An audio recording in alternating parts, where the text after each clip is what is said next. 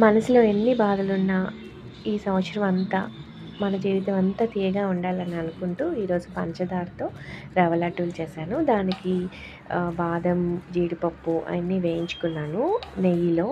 నెయ్యిలో వేయించుకున్నాక రవ్వ అంటే సూజీ రవ్వ, బొంబాయి రవ్వ అంటారు. దీన్ని మనం బాగా బ్రౌన్ దోరగా వేయించుకోవాలనమాట, పచ్చి వాసన రాకుండా.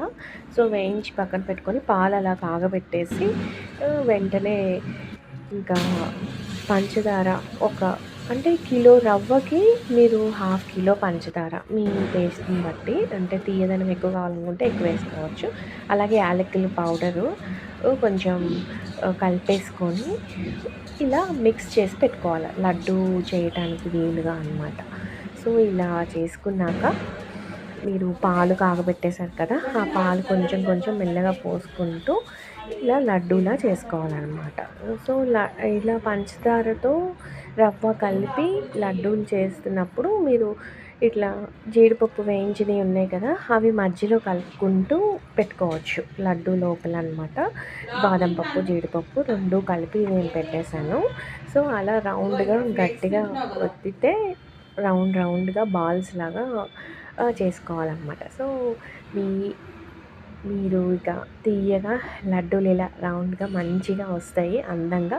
ఇంకా టేస్ట్ కూడా చాలా బాగుంటుంది, తొందరగా అయిపోయే స్వీట్ అనమాట ఇది. సో మన ఫ్రెండ్స్కి కూడా మనం ఇది ఇవ్వచ్చు, ఈజీ టు మేక్ అనమాట ఈ రవ్వ లడ్డు అనేది. కానీ తినడానికి మాత్రం చాలా బాగుంటుంది, రుచిగా ఉంటుంది. మీరు కూడా మీ ఫ్రెండ్స్కి తీయతనాన్ని పంచండి. ఇలా రవ్వ లడ్డూలు చేసి మీరు కూడా మీ ఫ్రెండ్స్కి షేర్ చేయండి. Thank you. మీ లైఫ్ కూడా ఇలా తీయగా ఉండాలని కోరుకుంటూ మీ చారు.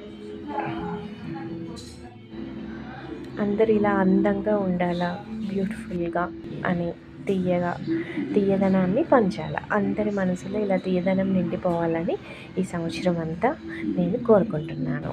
అలాగే ఉంటారు కదా మీరు తీయగా.